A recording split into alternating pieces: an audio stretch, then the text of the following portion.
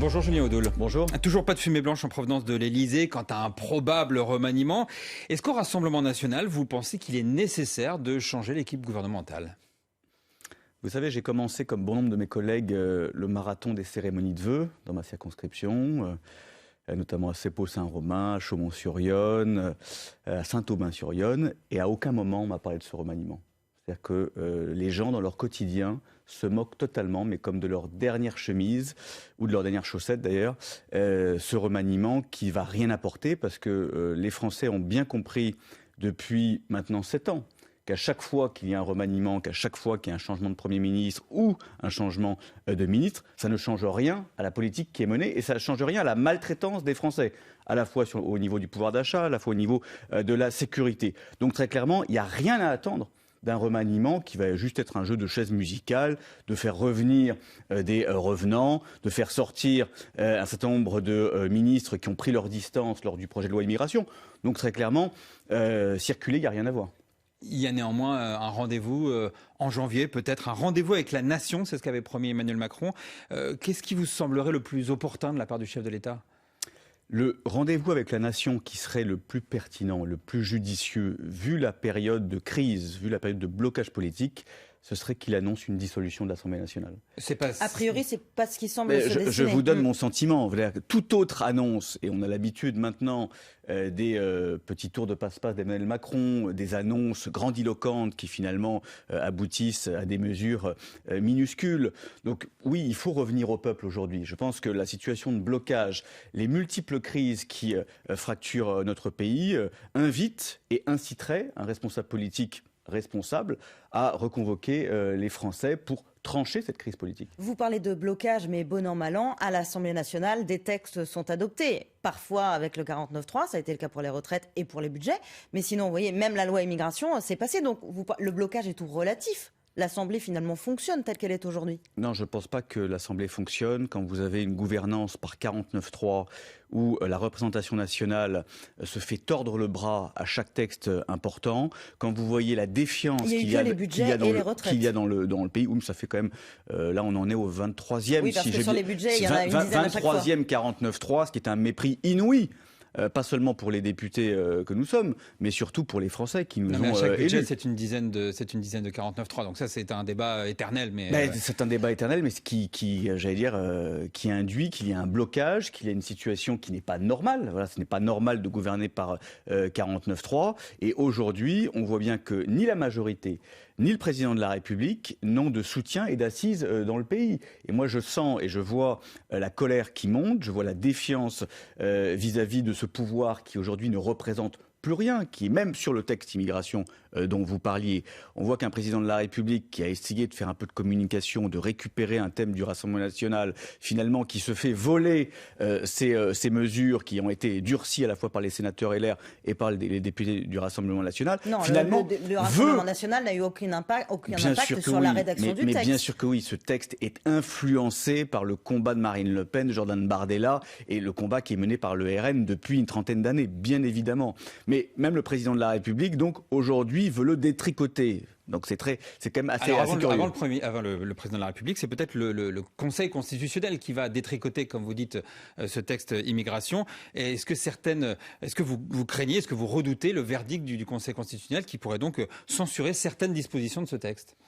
Je ne le redoute pas. Notamment sur la préférence nationale, puisque c'est un des sujets pour vous. Oui, je ne le redoute pas. Ça viendrait avaliser la proposition de Marine Le Pen de réforme constitutionnelle, tout simplement, et de référendum qui, à notre sens, est la seule mesure légitime pour trancher le problème de l'immigration. C'est les Français qui doivent se saisir de ce sujet. Mais vous savez bien qu'aujourd'hui, c'est impossible. En l'état actuel de la Constitution, c'est impossible d'organiser un référendum sur l'immigration. Non, ce n'est pas impossible. Encore une fois, c'est une question de volonté politique. On nous a dit que c'était impossible, mais encore une fois, l'immigration touche à tous les sujets régaliens, touche à tous les sujets d'importance du quotidien des Français. Mais le référendum aujourd'hui est encadré, c'est l'organisation des pouvoirs publics, par exemple. Les pouvoirs publics, ça concerne évidemment l'immigration. Enfin, je veux dire, l'immigration touche l'éducation, touche l'hôpital, touche la gestion des comptes sociaux. À tous les niveaux, en fait, aujourd'hui, l'immigration a un impact. Voilà. Donc, si le Conseil constitutionnel, par la voix de M. Fabius, venait à censurer censurer certaines mesures qui ont été votées par les parlementaires au nom du peuple français, il faut bien dire qu'ils sont des petites mesures qui vont dans le bon sens. Ce n'est pas la panacée, nous l'avions dit, mais qui vont dans le bon sens et surtout qui sont souhaitées par entre 70% et 80% des Français. Si on suit les sondages, ce serait évidemment scandaleux, mais ça validerait effectivement le projet de réforme qui est proposé par Marine Le Pen. Mais vous savez très bien que réformer la Constitution pour éventuellement mettre des mesures que le Rassemblement national propose, parce que vous pouvez dire que le texte d'Emmanuel Macron, enfin de la majorité, a été inspiré du Rassemblement national, mais quand même en termes de proportion, on est très très loin de ce que propose le Rassemblement national. Donc vous savez très bien que vous ne pourriez pas mettre en œuvre votre programme. Mais bien sûr que si. Nous le pourrons déjà parce que nous serons majoritaires et que les Français l'auront souhaité.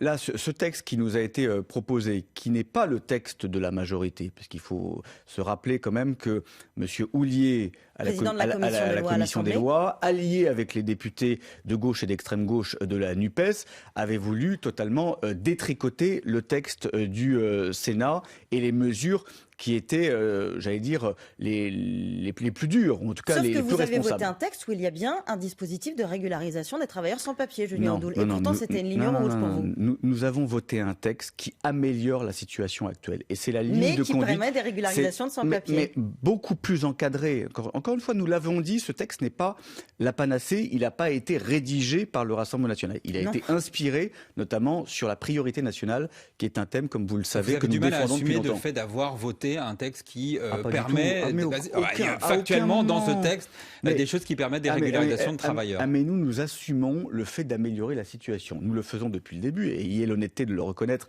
depuis 2022 et notamment le paquet pouvoir d'achat qui n'était pas parfait mais qui allait dans le bon sens. Nous l'avons soutenu. Là, c'est exactement la même chose. Les mesures améliorent la situation et notamment limitent le regroupement familial, rétablissent le délit de clandestinité, ce qui n'est pas rien, et instaurent effectivement, instaurent le principe de la priorité nationale pour l'attribution de certaines aides sociales. Donc évidemment, ce n'est pas parfait, mais ça va dans le bon sens, c'est une première étape.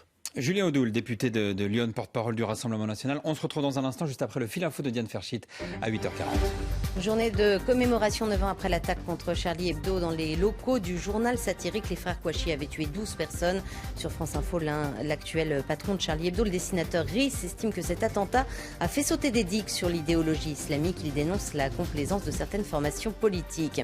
Donald Trump promet de sauver l'Amérique en l'emportant lors de la présidentielle de novembre prochain. Pour lui, Joe Biden est le pire président d'un pays défaillant et au bord de la Troisième Guerre mondiale. Et 3 ans après l'assaut du Capitole par les partisans du milliardaire, la police fédérale américaine annonce l'arrestation de 3 suspects qui étaient activement recherchés. Au total, plus de 1200 personnes sont inculpées dans cette affaire. La ministre française des Affaires étrangères exhorte l'Iran ainsi que ses affidés à cesser immédiatement leurs actions déstabilisatrices au Proche-Orient. Catherine Colonna a appelé hier son homologue iranien. Elle affirme avoir fait passer un message très clair face au risque d'embrasement régional alors que le conflit entre Israël et le Hamas entre dans son 4e mois. Le premier tour du monde en solitaire et sans escale pour les ultimes, ces trimarans géants. Ils seront 6 à s'élancer à partir de 13h30 à s'élancer de Brest pour 40 000 km de course à travers le globe. France Info.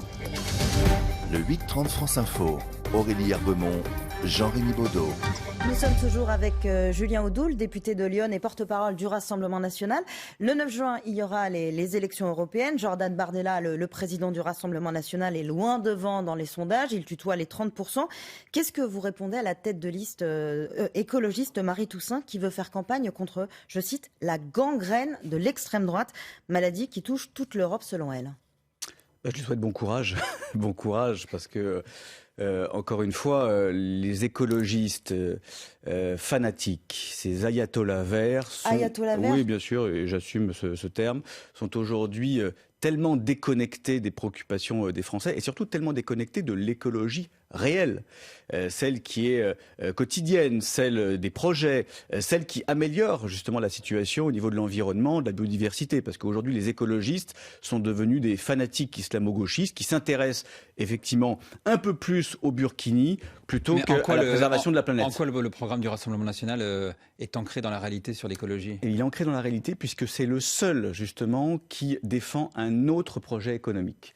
Nous souhaitons passer du mondialisme au localisme. Nous souhaitons au niveau européen, justement, faire en sorte qu'il n'y ait plus ces traités de libre-échange qui polluent la planète massivement, traités de libre-échange qui conduisent à aller produire au bout du monde pour ensuite faire consommer chez nous à des chômeurs. Et je rappelle que pour une donnée purement écologique ou en tout cas en matière de pollution, qu'un supertanker qui traverse l'Atlantique, qui va chercher soit du poulet au Canada ou du bœuf au Brésil, pollue autant que 1 million de véhicules chez nous. Voilà. Donc le véritable problème, et pourquoi nous avons une pollution, pourquoi nous avons une planète aujourd'hui qui se désagrège, c'est parce qu'il y a ce système de la mondialisation qui fait qu'il y a des échanges assez inconséquent parce qu'on pourrait produire beaucoup plus localement. Vous pensez que votre programme est suffisant en matière d'écologie? On sait que par exemple sur les renouvelables, c'est pas du tout votre cam, pour le dire comme ça. Qu'est-ce que vous appelez renouvelable déjà?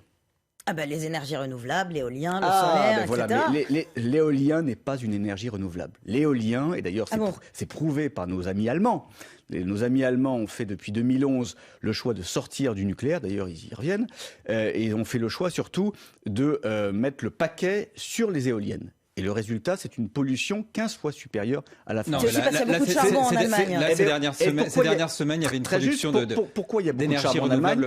Parce que les éoliennes sont encore une fois une énergie intermittente et qu'ils ont besoin d'être couplées avec du gaz et du charbon. Donc plus vous avez d'éoliennes, effectivement, plus vous avez d'une énergie polluante qui est arrimée. Bon, on parlait tout à l'heure du scrutin européen et des bons sondages, en tout cas, qui pour l'instant créditent le Rassemblement national. Sauf qu'au niveau du Parlement européen, les différentes projections montrent que vous ne seriez absolument pas majoritaire et vous gagnerez au niveau des différents groupes quelques dizaines de sièges seulement, pas suffisant pour changer le projet européen. Alors déjà, ces élections européennes du 9 juin 2024, elles sont déterminantes à la fois au niveau national, puisque c'est une élection de mi-mandat, c'est le dernier test national pour sanctionner Emmanuel Macron, et j'allais dire, c'est le dernier test électoral pour envoyer un signal à Emmanuel Macron, parce qu'après on ne pourra plus le faire. Il ne pourra pas être candidat, comme vous le savez, en 2027. Donc c'est le dernier moyen pour les Français de se faire entendre sur tous les sujets qui les préoccupent aujourd'hui. Et puis au niveau européen, nous avons un grand nombre de partis alliés qui aujourd'hui ont le vent en poupe, puisque vous pouvez le constater, il y a une vague des peuples aujourd'hui en Europe, et nous comptons bien, compte tenu de la situation à la fois économique, mais aussi migratoire, sur le soutien de tous ces partis alliés. Ce qui pour l'instant n'existe pas, puisque c'était le projet de Marine Le Pen d'essayer de... Ça fait des années que Marine Le Pen et Jordan Bardella essaient de rassembler les deux groupes en gros de droite, souverainistes et d'extrême droite au Parlement européen et qu'ils n'y arrivent pas. Non mais pour l'instant, encore une fois, et je constate que dans bon nombre de pays, nos idées arrivent au pouvoir, nos idées sont majoritaires, et donc nous comptons bien sur les élections européennes pour avoir une majorité de patriotes et de souverainistes au Parlement européen. Ce qui n'est pas aujourd'hui dans les sondages, rappelons-le. Et pourtant, au Parlement européen, on ne peut pas dire que les élus du Rassemblement national soient extrêmement investis. Jordan Bardella est dans une commission, la commission pétition, qui n'est pas réputée pour demander beaucoup de travail. Il a produit 0 rapport. Votre bilan européen à défendre dans ces élections est finalement assez maigre. Si, nous avons défendu les Français depuis 2019. Nous avons réalisé avec nos députés un gros travail à la fois thématique, idéologique et surtout politique pour justement contrer les menées et les visées de Ursula von der Leyen, de la majorité PPE immigrationniste du Parlement européen. Si, nous avons fait ce travail. Et d'ailleurs, c'était un petit peu les mêmes arguments, je me rappelle, avant la campagne de 2019. On avait été arrivé en tête en 2014. On nous avait dit, qu'est-ce que vous avez fait? Les Français ont bien vu qu'on avait travaillé puisqu'ils nous ont remis en tête. Donc nous sollicitons à nouveau leur confiance. Avez-vous travaillé d'ailleurs au niveau européen, puisque l'année 2024 sera marquée au RN par ce procès cet automne de Marine Le Pen et de 26 autres membres du parti, notamment vous, puisque vous avez été assistant parlementaire européen pendant quelques mois. L'ancien Front National est soupçonné d'avoir détourné des fonds européens entre 2004 et 2016 pour rémunérer des assistants parlementaires européens qui auraient en réalité travaillé pour le parti. C'est une affaire qui existe dans d'autres partis. Comment est-ce que vous abordez ce procès ? Voilà, c'est une affaire qui existe, il faut quand même le dire, chez la France Insoumise et chez le Modem. Le procès s'est tenu à l'automne pour François Bayrou et le Modem. Mais comment est-ce que vous abordez ce procès ? Non, mais très sereinement, parce que nos arguments sont valables. Et d'ailleurs, le fait que plusieurs partis soient concernés et des partis très différents. Vous avez 2 partis d'opposition très différents aussi, la France Insoumise et le Rassemblement National, et vous avez un parti de la majorité, le MoDem. Ce qui conduit quand même à réfléchir sur l'appréciation et surtout sur le niveau d'appréciation du Parlement européen, des instances européennes, sur le rôle des assistants parlementaires, qui visiblement n'est pas le nôtre dans plusieurs partis français. Ça veut dire qu'il y a une pratique française qui n'est pas respectée. C'est-à-dire que le Parlement européen considère que les assistants des députés sont des fonctionnaires de Bruxelles, qui doivent travailler pour ils sont rémunérés par Bruxelles. Pour le Parlement européen. Mais attendez, c'est pas la pratique. C'est pas un petit détail. Non, mais effectivement, c'est pas un petit détail. C'est une divergence profonde. Et très clairement, nous disons qu'un assistant... Vous, par exemple, quand vous étiez assistant d'un député vous avez européen, fait plus de politique au niveau national que vraiment au niveau du Parlement européen. Mais heureusement que des assistants politiques font de la politique. Enfin, je veux dire, c'est tout à fait normal qu'un assistant politique, d'ailleurs c'est mieux, ait aussi un engagement politique. C'est beaucoup plus sain, c'est beaucoup plus cohérent. Donc oui, effectivement, nous, ce que nous souhaitons, et d'ailleurs ce qu'ont souhaité d'autres partis, c'est que les assistants des députés européens aient aussi un engagement militant et des responsabilités dans leur parti, c'est tout à fait normal. Il y a un risque d'inéligibilité si vous êtes reconnu coupable, pardonnez-moi. Est-ce que vous envisagez ce cas de figure ? Ou Marine Le Pen ne pourrait pas être candidate en 2027 ? Non, parce que nous sommes très sereins. Encore une fois, nous avons des arguments que nous ferons valoir, que nous défendrons. Nous remarquons aussi, parce que il y a, j'allais dire, un calendrier judiciaire, qu'à chaque fois que nous entrons en campagne électorale et à chaque fois que des sondages nous donnent en tête, comme par hasard... Donc c'est de la justice politique ? Je dis juste qu'il y a quand même quelques hasards. Mais le MoDem aussi a eu son procès, donc ça ne vous donne pas la garantie que la justice est impartiale et passe pour tous les partis, qu'ils soient de la majorité ou de l'opposition. Ce que je veux dire, c'est que nous avons un petit peu d'antériorité, ça fait depuis 2015, et que ça revient, je le remarque avec un petit peu d'expérience, ça revient souvent au moment des campagnes électorales et au moment où des sondages nous placent en tête. Merci beaucoup Julien Audeau, le député de Lyon et porte-parole du Rassemblement National. Merci d'avoir été l'invité du 8-30 France Info. Merci beaucoup Aurélie Herbemont de m'avoir accompagné.